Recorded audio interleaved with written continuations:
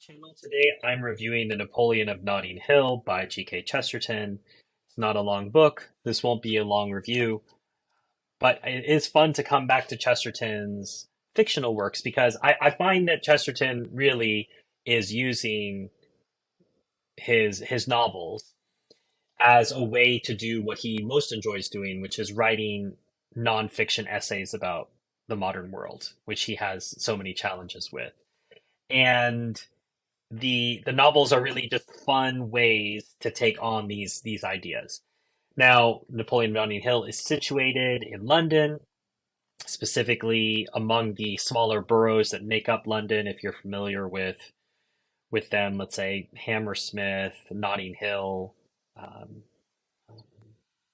Kensington, these different smaller Suffolk that make up London proper. And the elected king of the time puts together what he considers a joke about different boroughs organizing themselves and having representatives, but one man takes him very seriously. And in a darkly funny way, the novel takes a look at the importance of localism, you could say, of being proud of where you're from, not in not in a superior way, but just in a way that loves where you're from, that is willing to defend it, even with your life, if it might be necessary. And secondly, there's also the notion of how sometimes you're going to, in pursuit of an idea, for example, let's say this idea of localism, you will sometimes stand alone. So there is a video that has been made famous by Derek Sivers. If you know Derek, I've reviewed one of his books, at least one of his books, maybe two of his books in the past. I'll link to those in the description below. But Derek used his TED Talk, which normally you have, I think, 18 minutes for a TED Talk. In typical Derek Sivers style, he only ended up doing a 3 minute TED Talk.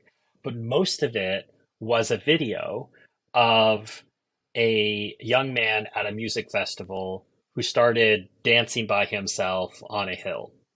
And everyone was just relaxing.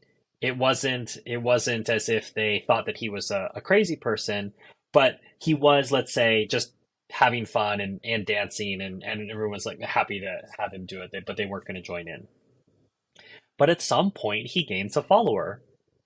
And Derek narrates it. I'll put a link. Actually, you know what? I'll put a link to the video in the description as well, where you can go see this phenomenon come about, in which one person wanders over to join the guy dancing, and so now it's gone from a lone wolf to you've got your first follower, and things are developing, and then you'll see there's more. And Derek is talking about the price you have to pay when you're early on versus when something becomes popular. And towards the end of the video, everyone is rushing to join the dance party because there's no longer a price of unpopularity to pay. And what the book underlines is the importance of being able to struggle alone sometimes and for long periods of time because of your belief in an idea, and at some point, especially if your idea is just, hopefully, people will come around and people will follow you, particularly when there's no penalty to pay socially. But in the beginning, those who do join you are willing to pay that social penalty of silent disapproval of not joining in. And so we see this in the book. The protagonist stands alone or with just a few followers, and the downtrodden who are also have nothing to lose, they join him as well.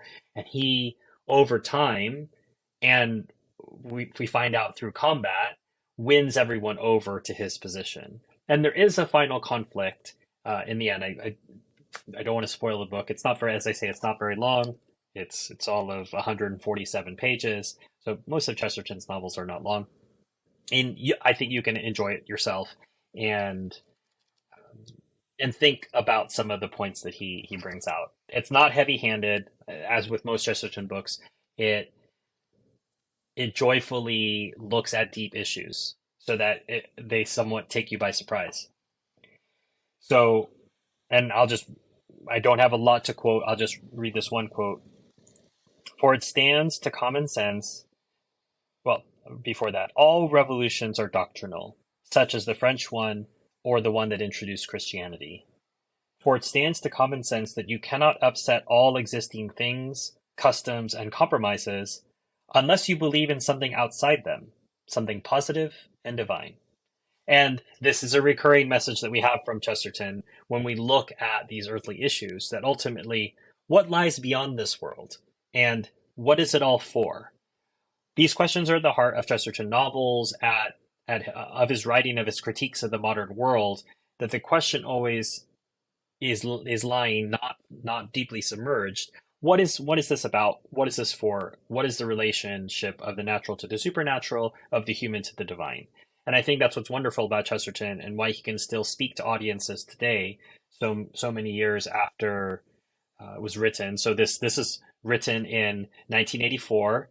Not written in 1984. It's set in 1984. It was written in 1904, I think.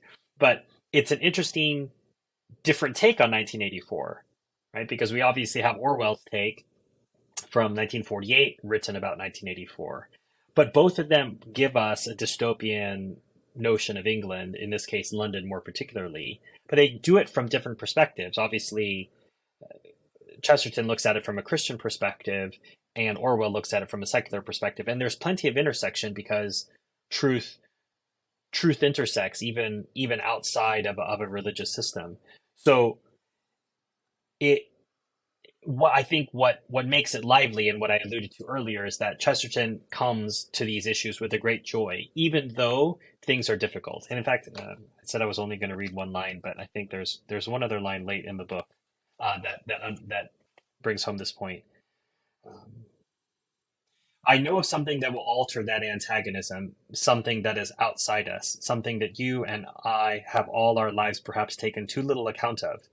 The equal and eternal human being will alter that antagonism, for the human being sees no real antagonism between laughter and respect. The human being, the common man, whom mere geniuses like you and me can only worship like a god. There's no real antagonism between laughter and respect. And so you can take on difficult issues, but take those issues on with an element of joy, with laughter, with a smile, and realize that, in a sense, all things are passing. Don't take this world too seriously because there is something beyond this world, but take your role in this world seriously because on it depends your eternity. So they say there's a lot more to discuss, a lot more to unpack and enjoy, but I'll let you do that on your own, reading this short, enjoyable novel. And I'll link to any other reviews I've done. I think Man Who's Thursday, I might have done that review already. I'll link to that in the description below. If you'd like to buy this book, I'll put a link there. That's how you can support the channel. You can also support the channel by hitting like, hitting subscribe, going through, finding other videos that you like, sending them to other friends who might like to also subscribe. If you'd like to support my work, please feel free to join my Patreon below, or go to my Amazon wish list, which will also be linked, which will allow you to purchase a book that you'd like to see me review, and give me a gift at the same time. Until next time, enjoy your reading.